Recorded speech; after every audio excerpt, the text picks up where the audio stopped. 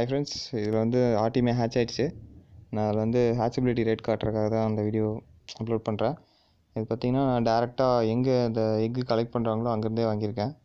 இதில் வந்து around 95 to 98% ஹேட்சபிலிட்டி rate இருக்குது. அதாவது அவங்க சொன்னது 95% சொன்னாங்க. மேக்ஸிமம் எல்லாமே பொரிச்சிருது. எவ்வளோ எக்ஸ் இருக்கோ அந்தளவுக்கு ஆர்டிமியாஸும் வந்துடுது.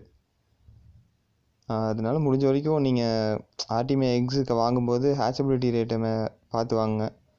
ஒன்ஸ் நல்லா குவாலிட்டின்னு தெரிஞ்சதுன்னா மேக்ஸிமம் அதே கண்டினியூ பண்ணுறது பெஸ்ட்டு. ஏன்னா இது வந்து ஹேட்சபிலிட்டி இல்லைன்னா இது வாங்குறதே வேஸ்ட்டு. ஒரு சிலது இதில் வந்து 2 வெரைட்டி இருக்குது. நார்மல் கேப்சூல்டு, இன்னொன்று வந்து டீகேப்சூல்டுன்னு சொல்லுவாங்க. டீகேப்சூல்டுங்கிறது வந்து டேரெக்டாக அப்படியே எடுத்து ஃபீட் பண்ணலாம். அது வந்து பாயில்டு எக்ஸ் மாதிரி, அவிச்ச முட்டை மாதிரி. இது வந்து பார்த்திங்கன்னா எக்குலேருந்து ஹேட்ச் பண்ணதை ஃபீட் பண்ணுறது. இது பார்த்திங்கன்னா உங்களுக்கே தெரியும் உள்ளே எத்தனை ஆர்டிமியா, அதாவது baby brine shrimp eggs, baby brine shrimp வந்திருக்குன்னு தெரியும்.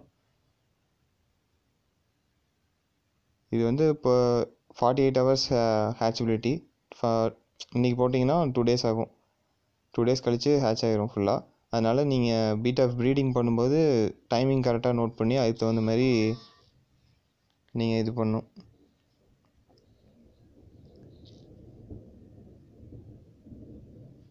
இதில் பார்த்திங்கன்னா ஃப்ரைஸ் எல்லாம் இப்போ வந்து ஃப்ரீ ஸ்விம்மிங் ஸ்டார்ட் ஆகிடுச்சு. இந்த டைமில் நான் கரெக்டாக அதுக்கு ஃபீடிங் கொடுக்கலாம். அது கரெக்டாக நான் எப்போ ஃப்ரீ ஸ்விம்மிங் ஸ்டார்ட் ஆகுதோ அந்த டைமில் அதுக்கு ஃபீடிங் கொடுக்குற மாதிரி தான் நான் கல்ச்சர் ஸ்டார்ட் பண்ணியிருந்தேன். இப்போ எல்லா ஃப்ரைஸும் கிட்டத்தட்ட ஃப்ரீ ஸ்விம்மிங் வந்துடுச்சு. ஃப்ரைஸ் ஏன்னா இந்த அளவுக்கு கம்மியாக தான் இருக்குன்னா, நான் வந்து மேல் ஃபீமேலும் ப்ராப்பராக ப்ரீட் ஆகலை. அதனால தான் ஃப்ரைஸ் கொஞ்சம் கம்மியாக இருக்குது.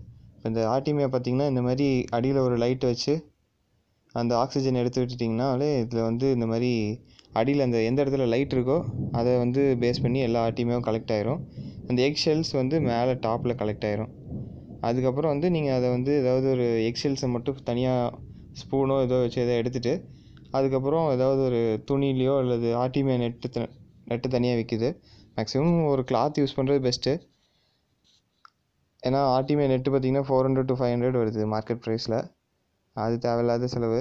அதனால் அதை ஒரு கிளாத் யூஸ் பண்ணி நீட்டாக அதை ஃபில்டர் பண்ணி அப்படியே உள்ளே போட்டு தண்ணிக்குள்ளே லைட்டாக அங்கங்கே கொஞ்சம் கொஞ்சமாக ஸ்ப்ரெட் ஆகிற மாதிரி போட்டு விட்டுறலாம்.